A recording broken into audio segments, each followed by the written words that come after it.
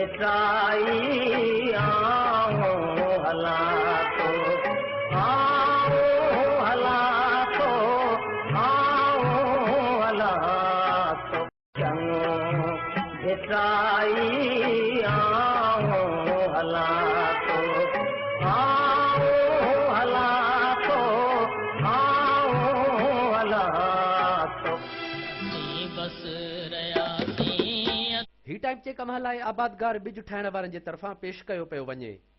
ही आहे आबादगार बिज जो वाइदो। आबादगार बिज जी मुख़्तलिफ़ वैराइटियुनि सां मिले सभ खां वधीक कप।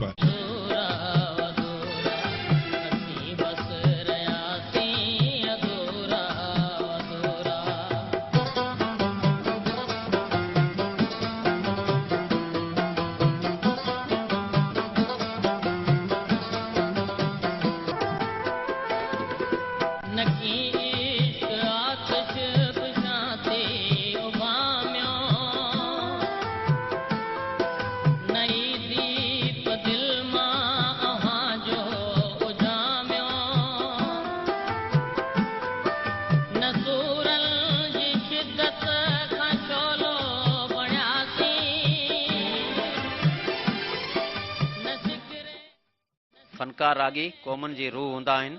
इहे ई क़ौमुनि जी हक़ीक़ी नुमाइंदगी कनि था। का बि क़ौम तॾहिं सख़्ते में अची वेंदी आहे जॾहिं उनजो रूह मरी वेंदो आहे। अहिड़ी तरह सिंध धरती जो अलबेलो रागी सादिक फ़क़ीर हो, जंहिं जे आवाज़ में धरती जी दां बि हुई त वरी संदसि आवाज़ में आजपे ऐं ख़ुशहाली जो सुहानो तसवर बि हो। सादिक फ़क़ीर थर जे भिटनि मां फुटल दर्द जो अहिड़ो गीत हो जंहिं जे आलापन में सुरत साञा सिंध खे सिजदा कंदे नज़र ईंदी हुई।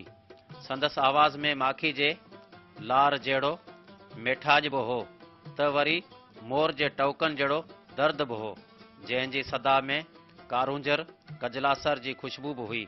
सिंध जे महबूब रागी सादिक फ़क़ीर 20 मार्च 1964 में फैज़ मोहम्मद मंगराड़ जे घर मिठी में जन्म वरितो। पाण MA सिंधी में पास करण बैदि तइलीम खाते में उस्ताद थियो। 1992 में शादी कयाई। खेसि 3 पुट हिकु न्याणी जो औलाद आहे। 1992 में अयाज़ गुल जो कलाम तोखां थींदे धार खिलंदे खिलंदे लुड़क लड़ी पिया लार करे गीत ॻाइण सबबि खेसि घणी शोहरत मिली।